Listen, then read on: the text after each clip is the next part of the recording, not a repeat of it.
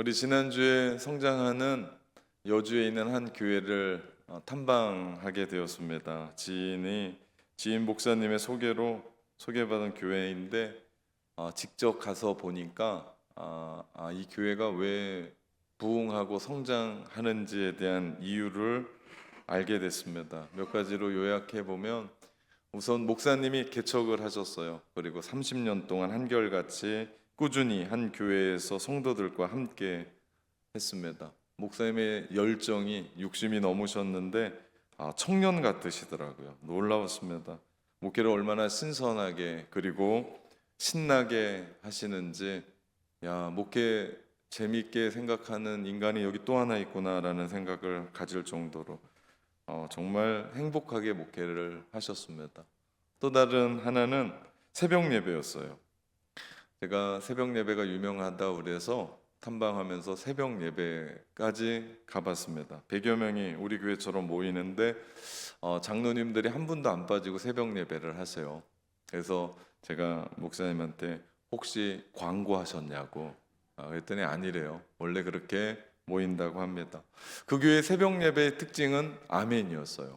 와, 목사님이 설교하는데 아멘을 군대처럼 하시더라고요. 제가 그 작은 눈으로 아주 유심히 봤더니 우리 요 앞에 있는 자리에 앉아서 어떤 여자분이 막 두 주먹을 불끈 쥐고 아멘, 아멘. 아니 어떻게 저렇게 박자를 잘 맞출까? 목사님이랑 짰나? 라는 것처럼 알고 봤더니 이 앞에 계신 분이 목사님과 함께 초창기부터 교회를 이끄셨던 여자 장로님이셨어요. 생명의 말씀을 들을 때 정말 아멘 아멘 했더니 그 교회의 말씀이 생생하게 살아 움직이는 교회가 됐고 간증들이 너무나 많더라고요. 그래서 누구나 할 것 없이 생명의 말씀이 내 말씀이다 하면 아멘을 하는 거예요. 그러니까 그 말씀이 실제가 돼서 그 말씀이 그 삶 속에서 그대로 이루어지는 것을 보게 됐다. 30년 동안 그런 역사가 있게 됐다라고 말씀하시는 거예요. 그래서 제가 그런 걸 깨달으면서 아멘을 강조해도 지나친 게 아니구나라는 생각을 했습니다. 마지막으로 그 교회가 성장했던 이유는 생각이 달랐어요. 생각의 수준이 남달랐습니다. 금방 보게 된 제가 가서 찍어왔던 사진이요. 근데 수평이 잘 안 맞을 것 같은데 하여튼 저 교회예요. 방주처럼 산 중턱에 세워져 있는데 그리고 그 앞에가 전 처음 봤습니다. 교회에 천연 잔디 축구장이 있는 교회. 근데 코로나 때 지었대요. 2021년에 완공된 교회예요. 5층 규모인데요. 코로나 때 모든 교회가 건축을 계획해 놓고 다 안 했대요. 근데 이 교회만 입대해야 된다고 한 거예요. 그러다 보니까 업자들이 전부 다 쉬는데 이 교회 진다니까 전부 다 달라붙어서 건축을 하게 됐고, 그래서 건축비가 싸게 먹혔고, 그리고 참 튼튼하게 지어졌다. 이분들이 목사님이 가지고 있는 생각이 역발상이더라고요. 생각을 아주 다르게 하는. 그래서 방주처럼 지어진 교회 우리 1층부터 시작해서 5층까지 그 설명해 주시는데 제가 설교를 듣는 줄 알았어요. 2시간 동안 에어컨 하나 안 틀어주고 땀 뻘뻘 흘리며 제가 듣고 사진을 찍었습니다. 우리 교회가 참 귀한 게 목포에 있다는 거예요. 목포에 장점이 있더라고요. 위에 있는 사람들은 목포가 땅끝인 줄 알아요. 그래서 목포에서 왔다고 그러니까 너무 잘해주는 거예요. 저도 밥 한번 살 수 있는 기회를 달라 그랬더니 아니래요. 목포에 왔으니까 드셔야 된대. 하나님의 은혜인 줄 알고 잘 먹고 또 교회에서 허락해 주셔서 답사를 잘 마치고 돌아왔습니다. 우리 기도해 주셔서 감사합니다. 우리 교회 51주년 맞는 우리 교회 먼저 달려나가고 있는 교회를 답사하고 기도하면서 또 교회의 미래의 청사진을 보고 또 그려가면서 성경이 이야기하는 그 교회가 무엇인지를 우리는 지금 요한계시록을 통해서 7개 교회를 통해서 예수님이 말씀하시는 바로 그 교회를 찾아가고 나누고 있는 중입니다. 오늘은 네 번째 교회로 두아디라 교회를 살펴보고자 합니다. 두아디라 교회는 계시록에 나온 7개 교회 중에 가장 작은 교회예요. 그럼에도 불구하고 예수님이 가장 긴 편지를 쓰세요. 거기에 보니까 긴 칭찬도 있지만 또 길게 또 책망도 하세요. 그런 교회가 두아디라 교회입니다. 먼저 예수님은 두아디라 교회를 칭찬하십니다. 우리 19절 말씀해 보니까 내가 내 사업과 사랑과 믿음과 섬김과 인내를 안다라고 말씀하세요. 다른 교회에 나오지 않는 사업이라는 게 나와요. 분명 주의 일이었을 겁니다. 선교하고 전도하고 구제하고 교육하고 봉사하고 선교하는 그런 일들이었을 거예요. 그만큼 교회가 활동적이었어요. 역동적이었습니다. 그러면서 교회 밖에 그리고 두아디라 그 지역을 선교하고 봉사하는 귀한 교회, 그 활동적인 교회를 주님이 칭찬하고 계세요. 또한 주님은 기독교인의 4가지 훌륭한 자질에 대해서 칭찬하십니다. 사랑과 믿음 그리고 섬김과 인내가 있는 교회라고 말씀하세요. 두아디라 교회는 그야말로 크리스천으로 열심히 주님을 섬겼을 뿐만 아니라 에베소에 없는 사랑이 있었고요, 버가모에서 위태로웠던 믿음이 있었고요, 또 서머나에서 환난을 견디는 인내, 충성의 미덕까지도 그들에겐 있었습니다. 아주 아름다운 교회였어요. 그래서 주님이 길게 칭찬을 하십니다.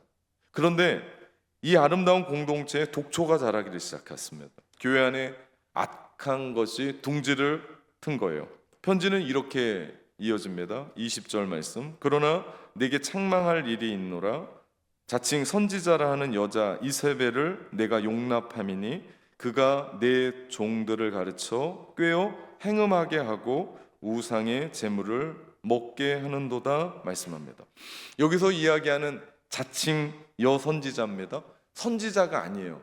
그런데 자칭 스스로가 선지자 노릇하는 이세벨이 등장합니다. 이세벨의 이야기는 우리가 잘 아는 대로 구약 열왕기상 16장부터 19장까지 이스라엘의 아합의 아내였었던, 다른 나라에서 들어왔거든요. 그때 들어오면서 자기 나라가 섬기는 바알신을 갖고 들어와서 그것으로 말미암아 주의 종도를 죽이고 그리고 믿는 사람들을 혼탁하게 해서 바알 신학에 빠지게 했었던 인물이었습니다. 만약에 이세벨이 하나님 섬기지 말고 등지고 바알만 섬기라고 했으면 이스라엘 백성들이 그렇게 하지 않았을 거예요. 그런데 이세벨이 얼마나 교묘하냐면 혼합주의를 썼어요. 하나님을 섬기면서도 바알을 섬겨도 된다. 하나님을 섬기면서도 너희 세상 사람들이 하는 대로 그대로 살아도 된다라고 하는 이중적인 일들을 진행합니다. 혼합됐어요.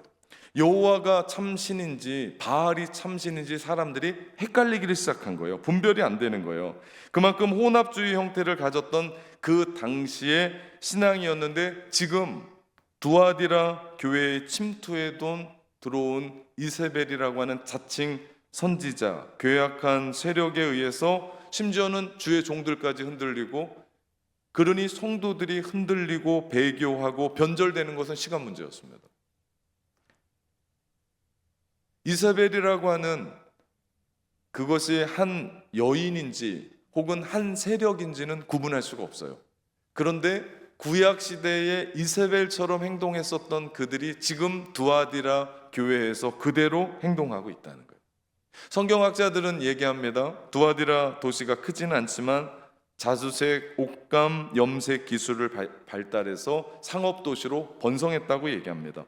바울이 유럽의 첫 관문 빌립보에 가서 자주장사 루디아를 만나서 교회가 개척이 돼요. 그 루디아의 고향이 두아디라입니다. 혹 우리가 그 1,000조각으로 무슨 돈을 벌 수 있겠어? 라고 생각할 수 있을지 모르지만 자주색 옷입니다. 자주색 옷감. 영화 같은 데서 보게 되면 이런 걸 어디에서 많이 보게 돼요? 왕들이 걸치거나 귀족들이 걸치는 고급진 원단이고 오늘날로 말하면 비단이라고 할 수 있습니다. 그러니 돈을 벌 수밖에 없어요. 달라는 대로 줄 수밖에 없는 것이 자주색 옷감이었고 아무나 이것을 물들일 수 있는 기술이 없었기 때문에, 그러다 보니까 나라와 나라, 도시와 도시를 오가면서 두아디라 상인들이 돈을 벌었습니다. 여기까지는 좋았어요. 그런데 그들이 돈을 벌면서 길드라고 하는 협동조합을 만들었어요. 오늘날로 말하면 개예요, 개 모임이 조직됐어요. 그래서 거기에서 돈을 모으고 개돈을 내면 개돈을 타잖아요. 우리로 얘기를 하면. 거기까지는 좋았어요. 그런데 문제는 두아디라의 성향했었던 이 개 모임이 도시에 존재했었던 이방 신전과 밀접하게 결탁을 맺은 거예요. 갯돈을 타고 나면 이를 신전에 바쳤고, 신전에 바치면 신전에서는 그 돈으로 우상 제물을 먹는 특권을 줬습니다. 심지어는 그 신전에서 고용된 여사제들, 신전의 창기들입니다. 창기를 골라서 음행할 수 있게 했어요. 이런 행동은 일종의 관행처럼, 나 개 탔어, 나 갯돈 탔어 오늘, 그러면 모두가 다 돈으로 사랑을 사고 돈으로 신을 매수할 만큼의 일들을 했습니다. 그런데 문제는 두아디라 사람들은 세상 사람들인가 그렇다 칩시다. 그런데 문제는 두아디라 교회의 성도들도 그것이 관행이라고 생각해서 큰 문제의 죄의식 없이 이 일들을 자행했습니다. 그들은 처음부터 그런 게 아니었어요. 처음에는 예수 그리스도를 믿고 사랑과 믿음 안에 인내와 섬김으로 주님의 사업을 하면서 그들이 주님 앞에만 모여 있었습니다. 그런데 문제는 이세벨이라고 하는 여인이 음행과 술수로 혼합주의와 이중성을 띠면서 괜찮다는 거예요. 하나님을 섬기면서도 음행할 수 있고 하나님을 섬기면서도 동일하게 살아갈 수 있다라는 것을 이야기한 겁니다. 그래서 하나님을 섬기면서도 못할 짓, 할 짓 전부 다 하면서 살아갔어요.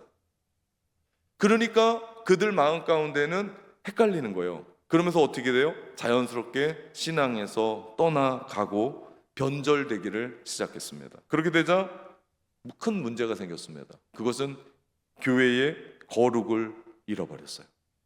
여러분, 교회가 거룩을 잃어버렸어요. 여러분, 세상을 살아가면서 잃어버릴 게 있고 잃어버리지 말아야 될 것이 있어요.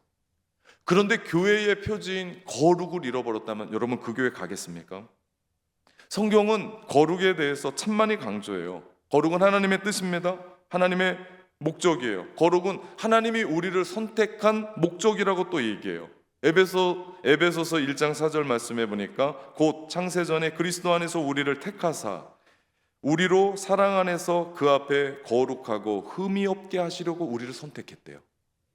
우리 낙원교회의 성도들을 선택한 것은 우리로 하여금 사랑 안에서 그 앞에 거룩하고 흠이 없게 하려고 여러분을 교회로 부르신 줄 믿습니다. 이것이 거룩이에요. 이것이 성결이에요. 또한 예수 그리스도가 십자가에서 못 박히신 것은 거룩 때문이에요. 디도서 2장 13절 14절 말씀해 보니까 복스러운 소망과 우리의 크신 하나님 구주 예수 그리스도의 영광이 나타내심을 기다리게 하셨으니 그가 우리를 대신하여 자신을 주심은, 십자가에 못 박히심을 얘기합니다. 모든 불법에서 우리를 속량하시고 우리를 깨끗하게 하사. 주님이 우리에게 물과 피를 다 쏟으시기까지 십자가에서 죽으신 것은 우리를 속량하시고 우리를 깨끗하게 하셔서 어떻게 하시려고요? 선한 일을 열심히 내는 자기 백성이 되게 하시기에. 주님이 십자가에 못 박혀 돌아가신 것도요, 거룩 때문이었어요. 그런데 그 교회가 그 소중한 잃어버리면 안 되는 거룩을 잃어버린 교회가 되어버렸습니다. 거룩을 잃어버린 두아디라 교회를 향해 주님은 책망하세요. 18절 말씀해 보니까 예수님은 자신을 이렇게 소개합니다. 거룩을 잃어버린 두아디라 교회를 향해 두아디라 교회의 사자에게 편지하라. 그 눈이 불꽃 같고 그 발이 빛난 주석과 같은 하나님의 아들이 이르시되. 불꽃 같다고 얘기해요. 주님이 불꽃 같은 눈으로 이세벨의 죄악을 꿰뚫어 보신다는 말씀이에요. 여러분, 한국 사회가 그렇게 많은 그리스도인이 있음에도 불구하고 이 사회는 변하지 않았습니다. 이유가 있어요. 그것은 우리를 지켜보고 계시는 주님에 대한 의식이 없어서 그래요.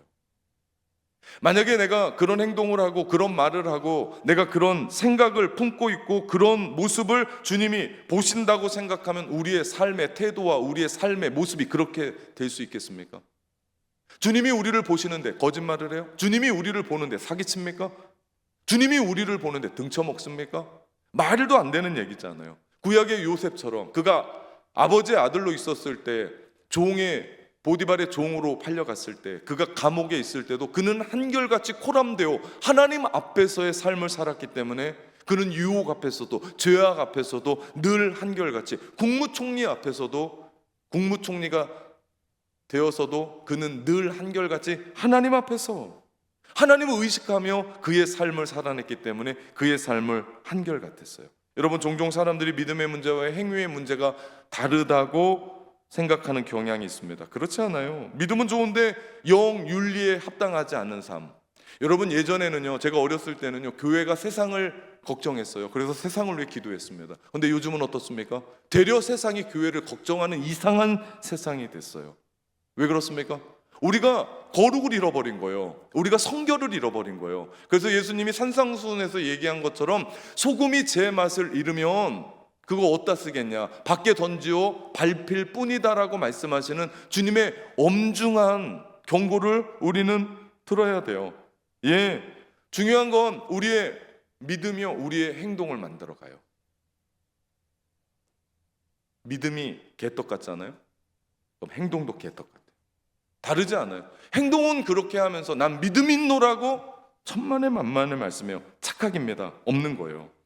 오늘날 우리 교회 안에도요, 두아디라 교회에 이사벨처럼 다른 성도들을 미혹하고 죄의식 없이 죄에 빠지게 하는 현대판 이사벨이 적지 않습니다. 주일이면 교회 와요. 멋지게 예배해요. 근사해요. 예배 드리지만 남은 그 일주일, 월요일부터 토요일까지는 세상 사람들보다 못하게 살아요. 일터에서, 학교에서, 직장에서, 가정에서 쉽게 죄와 타협하는 이중적인 가치, 혼합된 생각으로 누가 하나님인지 모르겠어요. 내가 하나님인지, 돈이 하나님인지, 진짜 내가 섬기고 있는 분이 하나님인지 헷갈릴 때가 너무나 많습니다. 여러분, 혼합된 신앙은 주님이 딱 질색하십니다. 심지어는 옷을 질 때도 혼합되게 지지 마라. 너희 밭에 파종할 때도 혼합되게 이 식물 저 식물 파종하지 말라고 할 정도로 주님은 혼합된 것을 싫어하십니다. 예수님은 두아디라 교회의 이 파렴치한 무리들에게 회개를 명령하세요. 사실 그들은 회개할 기회가 있었지만 계속 무시했던 사람들이었습니다. 21절, 또 내가 그에게 회개할 기회를 주었으되 자기의 음행을 회개하고자 아니하였다라고 얘기합니다. 주님은 그들에게 엄중하게 경고하십니다. 만일 음행의 것을 회개치 아니하면 큰 환난 가운데 던져줄 거고 너희 자녀들에게까지도 그 죄값으로 죽이며 각 사람의 행위대로 갚겠다. 무서운 경고를 날리세요. 오늘도 주님은 불꽃 같은 눈동자로 우리의 모든 것을 지켜보십니다. 겉으로 드러나는 모습이 아니에요. 사람은요, 겉으로 드러난 모습만 봐요. 그런데 우리 주님은 보이지 않는 내면을 보십니다. 동기를 보세요. 오늘 이 3부 예배에 왜 나는 예배에 나왔는지에 대한 그 순수한 동기, 감추어져 있어서 드러나지 않는 것까지도 불꽃 같은 눈동자로 보시는 우리 주님.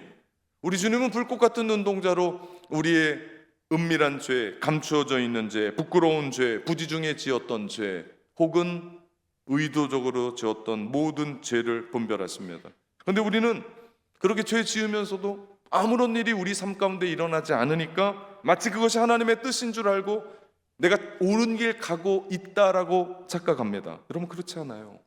만약에 죄 지을 때마다 하늘에 마른 번개가 쳐지고 내 심장에선 찌릿찌릿한 전기가 온다면 여러분, 고쳐질지 모릅니다. 그러나 왜 우리를 그대로 놔두시나? 중요한 겁니다. 그것은 바로 회개하고 돌아오기를 기다리시는 하나님의 마음입니다. 주님이 기다리세요. 회개하기를 기다리고 있다라는 것 축복이고 희망이고 기회입니다. 그런데 문제는 이 기회가 영원하지 않아요. 곧 끝나요. 우리 하나님은 우리를 오래 참으십니다. 왜냐하면 아무도 멸망받지 않고 다 회개하기에 이르러 구원받기를 원하시는 것이 하나님의 마음이기 때문에. 그렇기 때문에 우리가 주님의 뜻대로, 주님의 말씀대로 살아가지 않고 있다면 속히 회개하며 주님 앞에 돌아와야 돼요. 그렇다면 우리는 여기에서 낙원교회의 또 하나 표지를 보게 됩니다.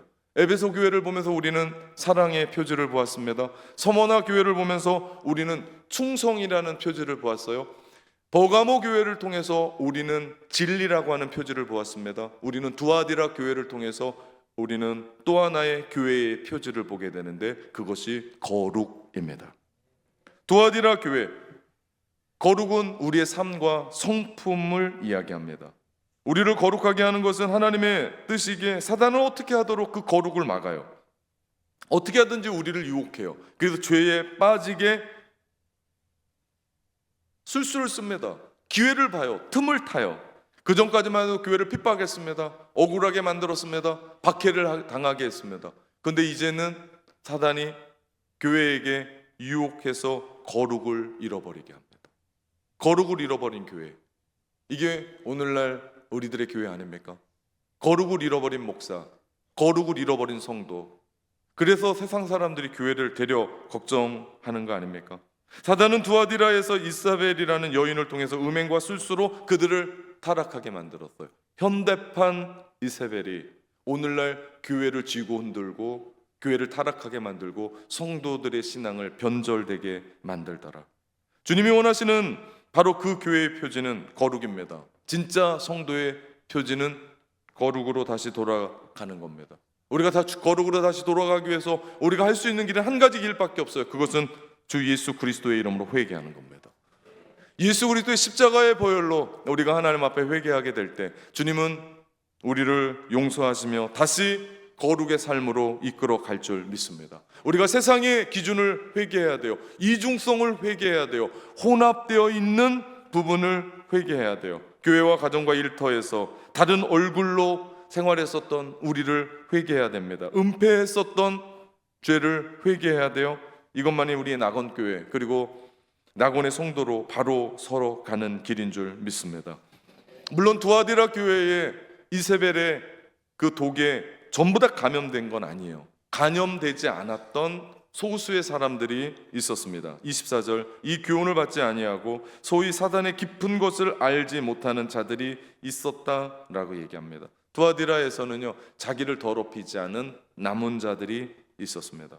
예수님은 그 두아디라의 남은 자들을 너희라고 지칭하시며 특별한 권고의 말씀을 주세요. 그분은 다른 짐을 너희에게 지우지 않겠다라고 말씀하시며 25절, 다만 너희에게 있는 것을 내가 올 때까지 굳게 잡으라고 붙잡습니다. 권면합니다. 너희에게 있는 것을 내가 올 때까지 붙잡아라. 그들이 붙잡았던 것이 무엇이었습니까? 그들이 붙잡았던 건 한 가지였습니다. 예수 그리스도의 이름. 여러분, 이것이 믿음입니다. 그분의 말씀을 굳게 붙잡으라고 말씀합니다. 예수님께서 이런 말씀하세요. 마태복음 11장 30절, 내 멍에는 쉽고 그 짐은 가볍다. 그렇기 때문에 우리가 그분을 잘 알아야 돼요. 우리가 그분을 잘 믿어야 돼요. 우리가 하나님의 말씀을 잘 익혀 들어야 되고 잘 알아야 됩니다. 이 말씀을 깨달으면 깨달을수록 우리 인생은 쉬워져요. 이 말씀이 우리 인생 삶의 지침서고 인생의 독본이기 때문에 오히려 모르면 짐이 돼요. 부담스러운 것이 돼요. 그러나 이 말씀을 주님은 붙잡을 것을 말씀합니다. 예수님이 원하시는 바로 그 교회, 예수님이 원하셨던 그 교회는 거룩한 교회입니다. 사단의 관계로 어려워진 그 교회에 한 가지만 굳게 붙잡으라고 얘기하시는데 그것이 바로 예수님입니다. 다시 말하면 주님으로 만족하는 삶을 살아가는 것, 이것이 거룩이에요. 우리 낙원교회가 다른 것으로 만족할 것이 아니라 예수 그리스도, 예수의 이름, 그거 붙잡고 만족할 때 우리 교회 이름이 성결교회잖아. 교단이 성결교회 백성이 될 줄 믿습니다. 우리가 예수님 한 분으로 만족할 수 있다면 다른 것과 타협하지 않아요. 예수님이 우리 인생의 전부인데 다른 것을 탐하겠습니까? 예수님이 내 인생의 전부인데 다른 유혹에 헷가닥하겠습니까? 오직 우리 주님만이 우리의 희망입니다. 예수님이면 됩니다. 이것이 거룩한 삶의 고백인 줄 믿습니다.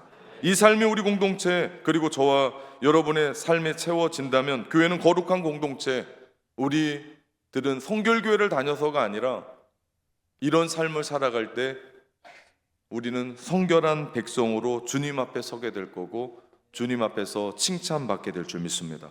예수님께서 이기는 자에게 약속하세요. 주님은 끝까지 견고히 지켜 그 싸우는 그들에게 두 가지를 약속하십니다. 첫째, 26절에 보니까 이기는 자와 끝까지 내 일을 지키는 그에게는 만국을 다스리는 권세를 주신대요. 만국을 다스리는 권세. 두 번째, 28절에는요 새벽별 주신대요.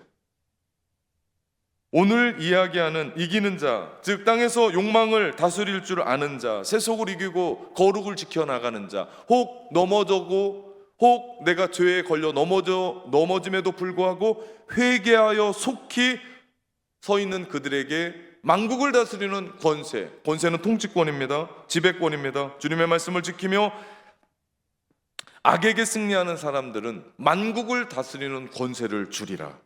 더 나아가 새벽별을 주리라. 새벽별은 예수 그리스도입니다. 예수님을 우리 가운데 주신대요. 말씀을 붙잡고 신앙의 순수성을 지킨 사람들 주님에게 약속합니다. 주님 자기 자신을 주시겠다는 거예요. 그러니까 주님의 말씀을 붙들고 악에게 승리하는 사람들, 음란에 빠지지 아니하고 신앙의 순수성을 지키는 사람들, 혹 넘어지더라도 회개하며 다시 한번 돌아오는 그 사람들에게 주님이 원하시는 그 거룩을 지키며 살아가는 사람, 만국을 다스릴 거다. 그리고 예수 그리스도와 동행하는 축복을 주신다고 약속하십니다. 51주년 맞는 낙원교회 성결교회입니다. 우리가 성결하지 못하면 누가 성결할 수 있겠습니까? 우리가 성결한 삶 살아내지 못하면 누가 성결한 삶 살아내겠습니까? 우리가 성결한 삶, 거룩을 붙잡고 이기는 자 되어 주님께 상 받는 자 되시기를 예수 그리스도의 이름으로 축원합니다.